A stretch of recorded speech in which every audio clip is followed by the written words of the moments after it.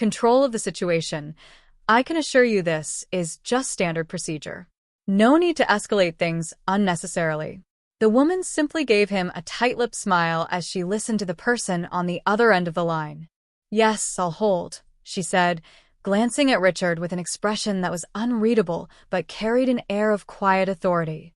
The silence stretched, thick with tension, as Richard shifted in his seat, clearly trying to maintain his air of authority. Moments later, her expression brightened slightly. "Ah, yes. "Good morning, Mr. Jacobs. I apologize for the abrupt call, but I'm at one of our branches, and I seem to be having an issue processing a check." Richard froze. "Our branches?" His fingers involuntarily clenched the edges of the check as realization dawned on him. A subtle wave of unease flickered across his face, but he quickly tried to mask it. "Excuse me, who exactly are you speaking to?" he asked, though his voice had lost some of its prior sharpness. The woman gave him a small, almost amused smile. "Oh, I'm just speaking with the chairman of the board," she said lightly, tapping her manicured nails against her briefcase. "He'll be very interested to hear how his bank's policies are being enforced today." A hush fell over the office. Several employees who had been secretly watching from the sidelines suddenly found themselves standing a little straighter, as if they sensed something monumental was about to unfold. Richard swallowed hard, but still attempted to salvage his authority. "Ma'am, as I've already explained, this is a matter of security." "Yes, security is important," she interjected smoothly. "That's why I always ensure that our bank is run by competent, unbiased professionals. It's also why I'm quite curious about why one of my own managers is refusing to process my check despite having all the required documentation." Richard's face strained of color. Her bank? His mind raced, trying to piece together the implications. Was this woman? No, it couldn't be. But the growing murmurs in the office and the now pale expression of Eliza, who was nervously biting her lip, told him that everyone else had put it together before he had. Just then, the voice on the other end of the phone became audible. "Put me on speaker," Mr. Jacobs instructed firmly. The woman complied, setting her phone down on the desk between them. "Mr. Calloway," the chairman's voice boomed through the office, "is there a reason you are refusing to cash a check belonging to one of the bank's majority shareholders?" A sharp gasp rippled through the office. Richard's mouth opened slightly, as if trying to form words, but nothing came out. The woman simply folded her arms and waited. I wasn't aware," Richard stammered, his earlier bravado completely gone. "I see." The chairman's voice was laced with thinly veiled displeasure. "Well, now you are. And I'd like to know why a senior executive of this institution, a woman who has built businesses worth more than your entire career, was treated with such unwarranted suspicion today." The silence in the room was deafening. Eliza cast a nervous glance toward Richard, whose face was now a shade somewhere between ashen white and deep red. "Madam," Mr. Jacobs continued, directing his attention back to the woman, "do you require any further action to be taken?" She paused, studying Richard, whose hands trembled slightly where they rested on the desk. She exhaled softly. "No, I think I've made my point," she said, picking up her check and placing it back in her briefcase. "However, I trust you'll ensure that this doesn't happen again." "Consider it handled," Mr. Jacobs assured her. With that, she stood, adjusting the cuffs of her tailored suit. "Thank you. I'll be expecting a formal report on this matter soon," she said before turning toward the exit. As she walked past Eliza, she gave the young cashier a small nod of appreciation, which Eliza returned with a grateful, if slightly sheepish, smile. Richard, meanwhile, remained seated, his mind still reeling from what had just transpired. He had tried to assert control over a situation he had no business controlling, and in doing so, had nearly cost himself everything. As the door swung shut behind the woman, the office remained deathly silent, every employee now acutely aware that they had just witnessed the downfall of their once unshakable manager.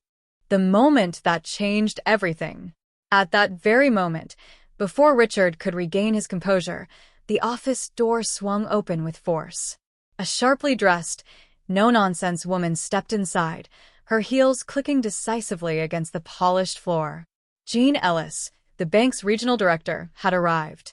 Her gaze swept across the room with an air of authority, immediately taking stock of the tense atmosphere. Her expression? A mix of irritation and controlled professionalism, though a flicker of displeasure was evident as her sharp eyes landed on Richard.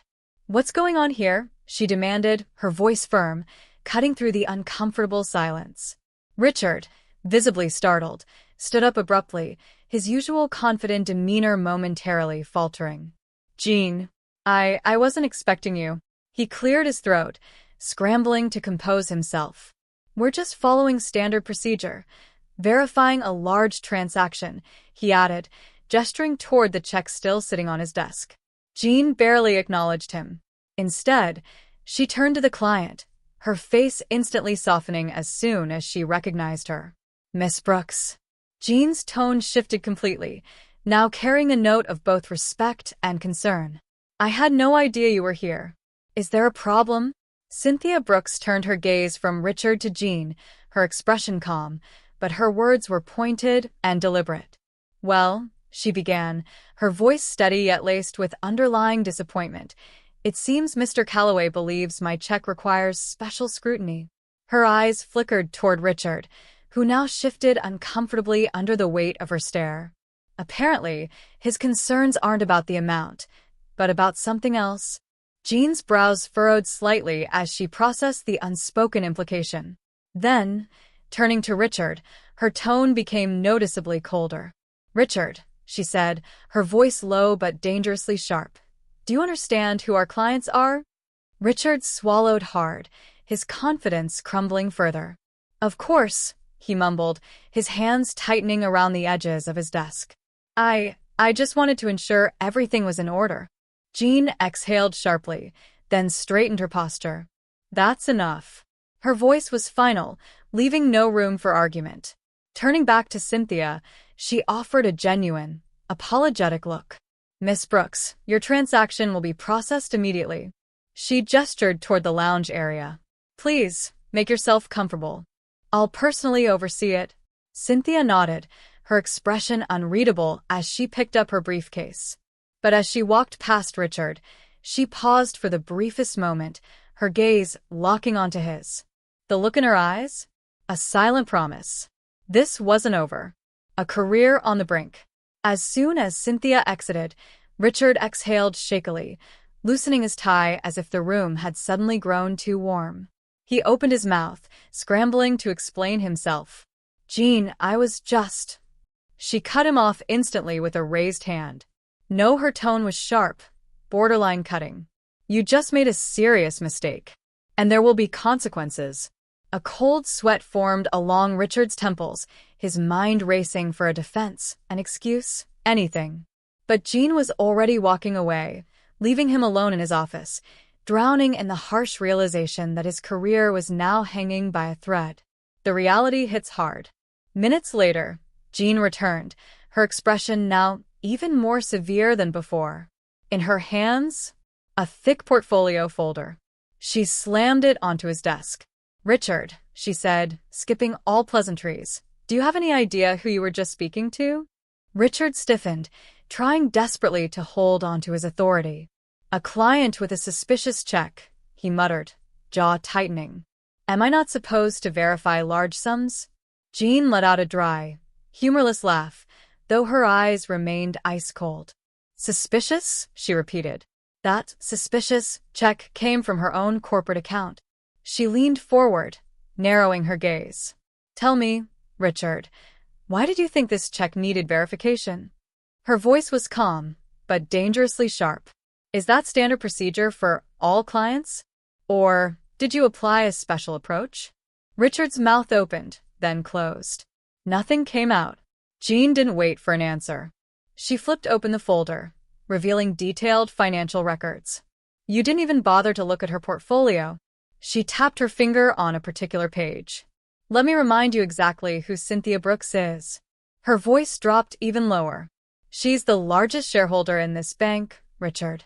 Jean's eyes bore into him, watching as the color drained from his face. "She owns a controlling stake. And if she wanted to..." She snapped her fingers. "She could fire you with a single phone call." Silence. Richard's face was ashen, his fingers trembling slightly as they rested on the desk. "Teach, this must be a mistake," he whispered, his voice barely audible. I couldn't have known." Jean's lips pressed into a thin, unimpressed line. "You should have." She let the words hang in the air before adding, "And, do you know what's worse?" She folded her arms. "This wasn't just a mistake, Richard.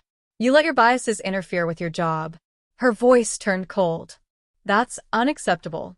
The power shift. Meanwhile, in the conference room, Cynthia Brooks sat calmly, reviewing documents with an air of effortless authority. There was a knock at the door. Eliza entered, carrying a glass of water and a folder.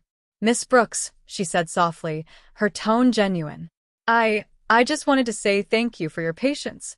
Cynthia looked up, a small smile playing at her lips. "Thank you, Eliza," she said warmly. "I noticed you tried to help. That says a lot about you." Eliza's cheeks flushed slightly before she gave a small nod and left. Cynthia then pulled out her phone. She dialed a number, her voice now carrying an air of complete control. "Janet, this is Cynthia," she said smoothly. "Gather the leadership team." A pause. "Yes, it's urgent. We need to discuss the management of one of our branches." Her expression remained cool as she ended the call. The final blow. Minutes later, Jean returned. Her face? Still tense. "Miss Brooks," she said with the utmost professionalism, "everything is ready. Your check has been fully processed." Then, with sincerity, "Please accept my sincerest apologies for what happened." Cynthia stood up, collected her documents, and gave Jean a firm yet measured look. "You're not at fault, Jean."